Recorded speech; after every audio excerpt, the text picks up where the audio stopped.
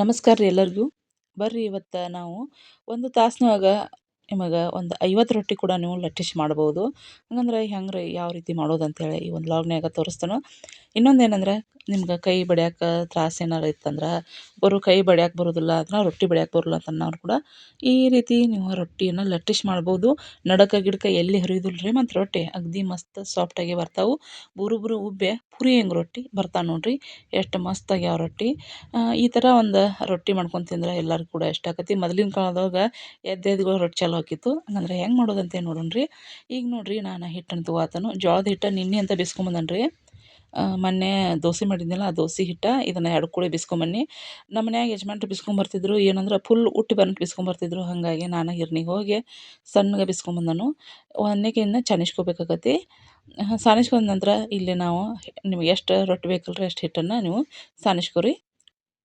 ಆನಂತರ ಒಂದು 10-15 ಬೇಕಂದ್ರೆ ಜಾಸ್ತಿ ಸಾನಿಸ್ಕೊರಿ. ನಮ್ಗೆ ಒಂದು 7-8 ರೊಟ್ಟಿ ಸಾಕು ರೀ. ಮತ್ತು ಸಾಯಂಕಾಲ ಬೇಕಾರೆ ಮತ್ತು ಮಾಡ್ಕೊಂಡು ತಿಂತೇವೆ. ಹಾಗಾಗಿ ಈಗ ನೋಡಿರಿ ಎಲ್ಲ ಹಿಟ್ಟನ್ನು ಸಾನಿಸ್ಕೊಂಡು ಈಗ ಒಂದು ಗುಂಡಾಳು ಮಾಡ್ಕೊಂಡು ಹಿಟ್ಟು ತಕ್ಕೋಬೇಕು ರೀ. ಈ ಏನು ಹಿಟ್ಟು ತಕ್ಕೋತೇವಲ್ಲ ಇದು ರೊಟ್ಟಿಗೆ ಹಚ್ಚಕ್ಕೆ ಅಂದ್ರೆ ತಟ್ಟಾಕಬೇಕು. ಅದಕ್ಕೆ ಏನು ತೆಗೆದಿಟ್ಕೋಬೇಕು. ನಂತರ ಒಂದು ಹೊಂಡ ಮಾಡ್ಕೋಬೇಕಾಗತಿ, ಅಂದ್ರೆ ಮಾಡ್ಕೋಬೇಕಾಗತಿ. ಮಾಡ್ಕೊಂಡು ಇಲ್ಲೇ ಹೇಳ್ತಾನೆ ರೀ ನಿಮಗೆ ಏನಂದ್ರೆ ಒನ್ನೆಕೆ ನಾವು ಇದನ್ನು ಮಾಡ್ಕೊಂತನ ಇಲ್ಲಿ ಹಿಟ್ಟು ಸಾನಿಸ್ಕೊಂತನ ನೀರನ್ನು ಕುದಿಯಾಕೆ ಇಟ್ಕೋಬೇಕು. ಎಷ್ಟು ನೀರು ಅನ್ನೋದು ಹೇಳ್ತಾನೆ ನೋಡಿರಿ. ಒಂದು ಅರ್ಧ ಚರ್ಗಿ ಅಷ್ಟು ಅದಾವೆ ನೀರು. ಇಷ್ಟು ನೀರನ್ನು ನಾನು ಕಾಸ್ಕೊಂಡನು. ಫುಲ್ ಕುದಿ ಇರ್ಬೇಕವ, ಅಂದ್ರೆ ಉಕ್ಬೇಕು ನೀರು ಅಂತ ಫುಲ್ ಕುದಿಬೇಕು ಅಂಥ ನೀರನ್ನು ಹಾಕಿರಿ. ಇದಕ್ಕೆ ಹಿಟ್ಟಿನ ನೀರು ಅಂತ ಹೇಳ್ತಾರೆ ನಮ್ಮ ಕಡೆ ಹೆಸರು ಬಂದಾಗ ನೀರನ್ನು ಹಾಕೋದು.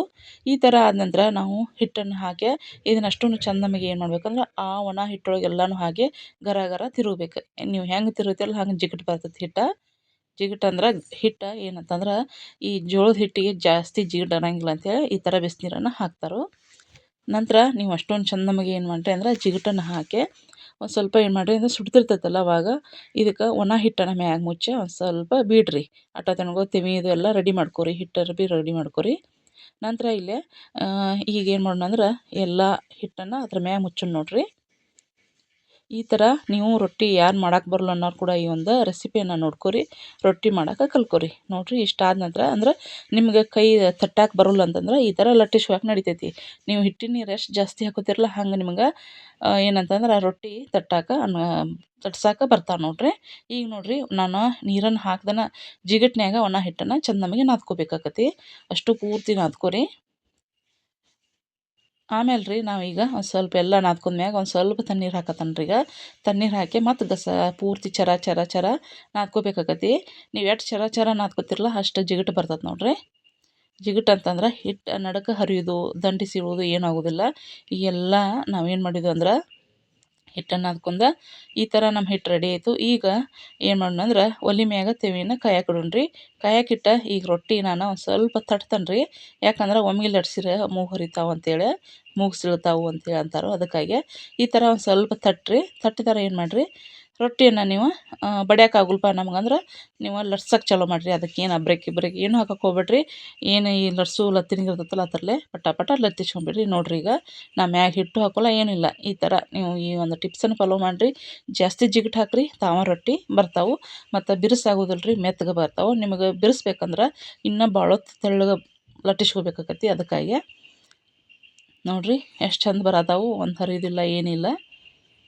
ಮನ್ಯಾಗ ನೀವು ಕೂಡ ಮಾಡ್ಕೊಂಡು ತಿನ್ನಿರಿ ಹಿಂಗೆ. ನಮ್ಮ ಕಡೆ ಸಜ್ಜಿ ರೊಟ್ಟಿ, ಬೆರಕೆ ರೊಟ್ಟಿ ಅಂತ ಹಿಂಗೆಲ್ಲ ಮಾಡ್ತಾರೆ. ಮತ್ತು ಮುಂದಿನ ದಿನದಾಗ ನಿಮಗೆ ಸಜ್ಜಿ ರೊಟ್ಟಿ, ಬೆರಕೆ ರೊಟ್ಟಿ ಎಲ್ಲನೂ ಕೂಡ ತೋರಿಸ್ತಾನೆ. ಮಸಾಲೆ ರೊಟ್ಟಿ ಕೂಡ ಮಾಡ್ತಾರೆ. ಏನಂತಂದ್ರೆ ಎಲ್ಲ ಉಪ್ಪು ಖಾರ ಹಾಕಿದ್ರಾಗ ಲಟ್ಟಿಸಿ ಮಾಡ್ತಾರೆ ಮಸಾಲೆ ರೊಟ್ಟಿ. ಅದನ್ನು ಕೂಡ ತೋರಿಸ್ತಾನೆ ರೀ ನಿಮಗೆ. ಈಗ ನೋಡಿರಿ ನಮ್ಮ ಏನು ನಾವು ಲಟ್ಸಿದ್ವಲ್ಲ ರೊಟ್ಟಿ ಅದೆಲ್ಲ ಇಷ್ಟ ರೆಡಿ ಐತ್ರಿ. ಈಗ ಏನು ಮಾಡೋಣ ಅಂದ್ರೆ ತೆವಿ ಅಂತೂ ಕಾದತಿ. ಈಗ ಬಿಸಕ್ಕೆ ಚಾಲೂ ಮಾಡೋಣ ನೋಡಿರಿ. ಇನ್ನು ಸ್ವಲ್ಪ ಲಟ್ಟಿಸ್ಕೊರ್ಬೇಕಾರೆ ಅಂದ್ರೆ ದಂಡಿ ದಿಪ್ಪ ಇರ್ತೈತಲ್ಲ ರೀ, ದಂಡಿ ನೋಡ್ಕೊಂಡು ನಿಮ್ಮ ಕೈ ಆಡ್ಸಿರ್ ಗೊತ್ತಾಕತಿ ಎಲ್ಲೆಲ್ಲಿ ದಿಪ್ಪ ಐತೆ ಅನ್ನೋದ. ನಂತರ ನೋಡ್ರಿ ಇಲ್ಲಿ ನಾನು ತೆವಿ ಇಟ್ಕೊಂಡಾನೆ ಈಗ ಕಾಯಕ್ಕೆ. ಈ ತೆವಿಗೆ ನಾವೀಗ ಏನು ಮಾಡೋಣ ಅಂದ್ರೆ ಈಗ ಲಟ್ಸಿದ್ದ ರೊಟ್ಟಿಯನ್ನು ಹಾಕೊಂಡ್ರಿ. ನೋಡಿರಿ ಇಷ್ಟು ಹಾಕಿ ನೀವೇನು ಮಾಡಿರಿ ಅಂದ್ರೆ ಒಂದು ಸ್ವಲ್ಪ ಹಿಟ್ಟಿನ ನೀರು ಹಚ್ಚಿರಿ. ಇಲ್ಲಿ ಈ ಹಿಟ್ಟಿನ ನೀರು ಹಚ್ಚೋದ್ರಿಂದ ಏನು ತೆಳಗಿನ ಹಿಟ್ಟು ಇರ್ತೈತೆ ಅದೆಲ್ಲ ಹೋಕ್ಕತಿ. ಇಷ್ಟು ಹಚ್ಚಿ ನಮ್ದು ರೊಟ್ಟಿ ಓಡ್ಯಾಡತ್ತದ್ರಿ ಹಂಗೆ. ನೋಡಿರಿ ನೀವು ಓಡಾಡಕತ್ರೂ ಕೂಡ ಬಿಡಕ್ಕೆ ಹೋಗ್ಬೇಡ್ರಿ, ಅದನ್ನು ಹಿಡ್ದಾದ್ರೂ ಹಚ್ಚೇ ಬಿಡ್ರಿ. ಎಲ್ಲೆಲ್ಲಿದಾವೆ ನೋಡಿರಿ ಅಂದ್ರೆ ಅದು ಪೂರ್ತಿ ನೀವು ಹಿಟ್ಟಿನ ಅಂಶ ಇರಬಾರ್ದು, ಅದು ಒಣ ಹಿಟ್ಟಿನ ಅಂಶ. ಅದಕ್ಕಾಗಿ ಈ ಥರ ಹಚ್ಚಿಸಿ ನೀವು ಆಗಿಂದಾಗ ಏನು ಮಾಡಿದ್ರಿ ಹೊಳ್ಸಿ ಹಾಕಬೇಕು. ಇಲ್ಲ ಅಂತಂದ್ರೆ ನೀವು ಮತ್ತೊಂದು ರೊಟ್ಟಿ ಮಾಡಾಕದು ಕುಂತ್ರಂದ್ರೆ ಏನು ನಾವು ಹಿಂಗೆ ಒಂದು 5 ನಿಮಿಷ ಇದು ಬಿಡ್ರಿ ನೀವು, ಏನಾಕತ್ತಂದ್ರೆ ಅದು ರೊಟ್ಟಿ ಎಲ್ಲ ಬಿರುಸು ಬಿರುಸು ಆದಂಗೆ ಆಕತ್ರಿ, ಕೆಳಗೆಲ್ಲ ಹಸಿ ಬಿಸಿ ಉಳ್ದಂಗೆ ಆಗಿಂದಾಗ ಒಂದು ಸ್ವಲ್ಪ ನೀರು ಹಚ್ಚಿದಾರ ಕಳಿಸಿ ಹಾಕ್ಬಿಡೋದು ನಾವು ರೊಟ್ಟಿ.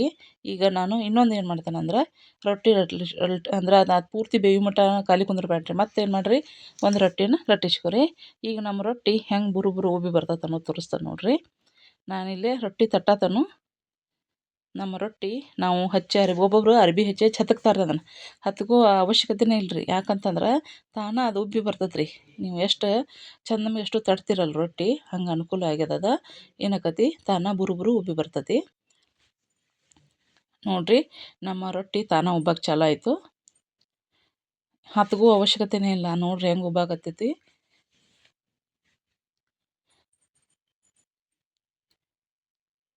ಮತ್ತು ಪೂರ್ತಿ ನಾವು ಏನು ಭಾಳ ಹಿಟ್ಟು ಹಚ್ಚಿಬಿಟ್ಟಿದ್ವು ಅಂದ್ರೆ ಹಳದಿ ಹಳದಿ ಕಲರ್ ಚಾಲು ಆಕಾವ ರೊಟ್ಟಿ ರೀ. ಅದಕ್ಕಾಗಿ ಹಿಂಗೆ ಬಿಳಿ ಕಲರ್ ರೊಟ್ಟಿ ಆಗ್ಬೇಕಂತಂದ್ರೆ ನೀವು ಕೂಡ ಏನು ಮಾಡಿರಿ ಆದಷ್ಟು ಕಡಿಮೆ ಒಣ ಹಿಟ್ಟನ್ನು ಕಡಿಮೆ ಬಳಸಿ ಈ ಥರ ರೊಟ್ಟಿಯನ್ನು ಮಾಡಿರಿ. ಮನ್ಯಾಗ ಒಂದಲ್ರಿ 2 ಅಲ್ಲ 3 ರೊಟ್ಟಿ ತಿಂತಾರೋ. ಮತ್ತು ಇದ್ರ ಜೊತೆ ನಾನು ವಟಾಣಿ ಕಾಳು ತಂದಿದ್ರು ಯಜಮಾನ್ರು, ಹಾಗಾಗಿ ವಟಾಣಿ ಕಾಳು ಮೆಂತ್ಯ ಕುಡಿಸಿ ಬಾಜಿ ಮಾಡಿದ್ನಿ. ಆನಂತರ ರೊಟ್ಟಿ ಒಳಗೆ ಸೂಪರ್ ಕಾಂಬಿನೇಷನ್ ಆಗಿತ್ತದು. ಚಪಾತಿ ಮಾಡಬೇಕಿತ್ತು, ಬರೀ ಚಪಾತಿ ತಿಂದು ತಿಂದು ಬೇಸರ ಆಗಿತ್ತು. ಹಂಗಾಗಿ ಅಂದ್ರೆ ಜೋಳದ ಹಿಟ್ಟು ಖುಲ್ಲ ಆಗೈತಂತೆ 2-3 ದಿನ ಚಪಾತಿನೇ ಮಾಡೇನು. ಈಗ ನಿನ್ನೆ ಬಿಸ್ಕೊಂಬಂದು ಇವತ್ತು ರೊಟ್ಟಿ ಚಾಲೂ ನೋಡಿರಿ. ನಂತರ ಇಲ್ಲೇ ನಿಮ್ಗೆ ಇನ್ನೊಂದು ರೊಟ್ಟಿಯನ್ನು ಕೂಡ ಹಾಕಿದೆ ನಾನು ತೆವಿ ಮ್ಯಾಗ. ಇದು ರೊಟ್ಟಿ ಕೂಡ ನಿಮಗೆ ತೋರಿಸ್ತಾನು ಎಷ್ಟು ಬುರು ಬುರು ಉಬ್ಬಿ ಬರ್ತಾವೆ. ಈ ಒಂದು ಟಿಪ್ಸನ್ನು ನೀವು ಫಾಲೋ ಮಾಡಿದ್ರೆ ರೊಟ್ಟಿ ಮುಗುಸಿಳುವುದಿಲ್ಲ ಮತ್ತು ಬಿರುಸು ಆಗೋದಿಲ್ಲ, ಮೆತ್ತಗೆ ಏನಂದ್ರೆ ಪುರಿ ಹೆಂಗೆ ಉಬ್ಬಿ ಬರ್ತಾವೆ ನೋಡಿರಿ. ನಮ್ಮ ರೊಟ್ಟಿ ಹತ್ಕೋದು ಪತ್ಕೋ ಅವಶ್ಯಕತೆಯೇ ಇಲ್ಲ, ಹೆಂಗೆ ಉಬ್ಬಿ ಬರತ್ತಾವ ಅಂಥೇಳಿ. ನೀವು ಅರ್ಬಿ ತೊಗೊಂಡು ಹತ್ಕೋದು ಅಥವಾ ಏನು ಬೇಡ ರೀ, ತಾನೇ ಹಿಂಗೆ ಉಬ್ಬಿ ಬರ್ತಾವೆ.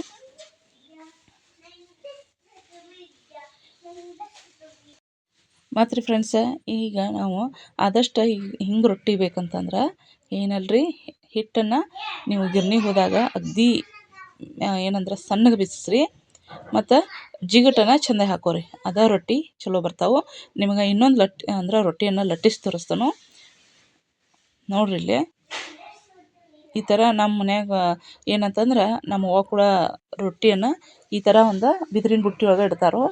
ಈ ಬಿದಿರಿನ ಬುಟ್ಟಿ ಉಳ್ವಿ ಕಡೆ ಸಿಗ್ತಾವೆ, ಆನಂತರ ಎಲ್ಲಮ್ಮ ಸವದತ್ತಿ ಎಲ್ಲಮ್ಮ ಗುಡ್ಡದಾಗ ಸಿಗ್ತಾವೆ. ಮತ್ತು ಮಾರಕ್ಕದು ಬಂದಿರ್ತಾರೆ ನಮ್ಮ ಹಳ್ಳಿ ಕಡೆದು, ಅಲ್ಲಿ ಸಿಗ್ತಾವೆ ನೋಡಿರಿ. ಯಾಕಂತಂದ್ರೆ ಈ ರೊಟ್ಟಿ ಒಳಗೆ ಅಂದ್ರೆ ಈ ಬುಟ್ಟಿ ಒಳಗೆ ನಾವು ರೊಟ್ಟಿ ಹಾಕೋದ್ರಿಂದ ಮೆತ್ತಗೆ ಉಳಿತಾವೆ. ಮತ್ತು ಏನಂತಂದ್ರೆ ವಡೆ ಏನೋ ಒಂದು ಹಿಂಗೆ ಇಡಾಕೋದು ಅನುಕೂಲ ಆಕತ್ತೆ ಅಂಥೇಳಿ ರೊಟ್ಟಿ ತಟ್ಟಿರಿ. ಆನಂತರ ಈ ಥರ ಬುಟ್ಟಿಯನ್ನು ಯೂಸ್ ಮಾಡ್ತಾರೆ ನೋಡಿರಿ. ರೊಟ್ಟಿನ ಹೆಂಗೆ ಲಟ್ಸತ್ತೇವಿ ನೋಡಿರಿ. ಏನು ಅಂದ್ರೆ ಅದು ಪೂರ್ತಿ ನೀವು ಸ್ವಲ್ಪ ಹಿಟ್ಟನ್ನು ನಾದ್ಕುವಾಗ ಗಟ್ಟಿ ನಾದ್ಕೊರಿ, ಹರಿಯುವ ಅವಶ್ಯಕತೆ ಇರುವುದೇ ಇಲ್ಲ ಅದಲ್ಲಿ. ನೀವು ಕೂಡ ಈ ಥರ ಏನಂದ್ರೆ ರೊಟ್ಟಿಯನ್ನು ಲಟ್ಟಿಸಿ ಮಾಡಿರಿ. ರೊಟ್ಟಿ ಮಾಡೋಕೆ ಬರಲ್ಲ ಅನ್ನೋರು ಕೂಡ ಅಥವಾ ತಿನ್ನೋಕೆ ಇಷ್ಟ ಆದವ್ರು ಕೂಡ ರೊಟ್ಟಿಯನ್ನು ಈ ಥರ ಮಾಡ್ಬೋದು.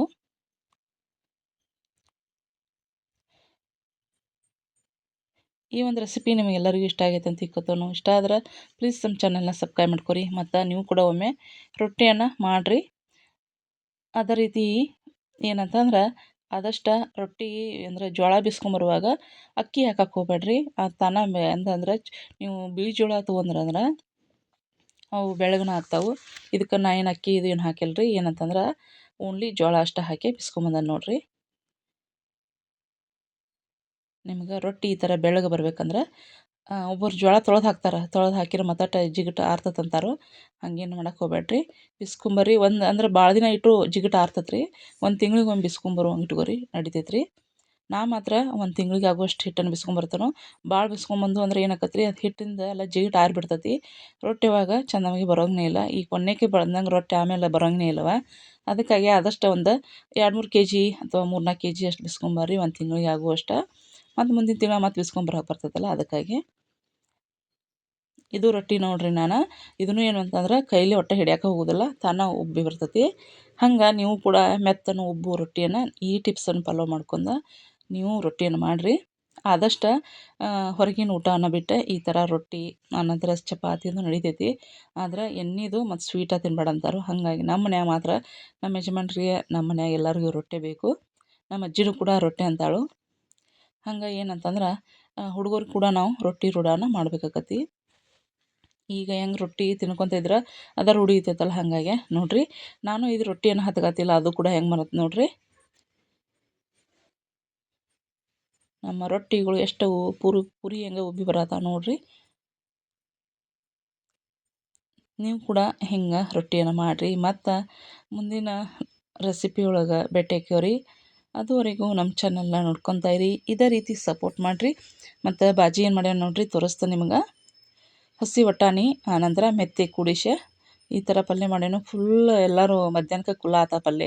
ಅಷ್ಟು ಮಸ್ತಾಗಿತ್ತು. ಬಿಸಿ ಬಿಸಿ ರೊಟ್ಟಿ ಆ ಪಲ್ಯ ಸ್ವಲ್ಪ ಲಿಂಬೆಹಣ್ಣು ಹಚ್ಕೊಂಡು ತಿಂದೂರಿ ಭಾರಿ ಟೇಸ್ಟ್ ಆಯಿತು.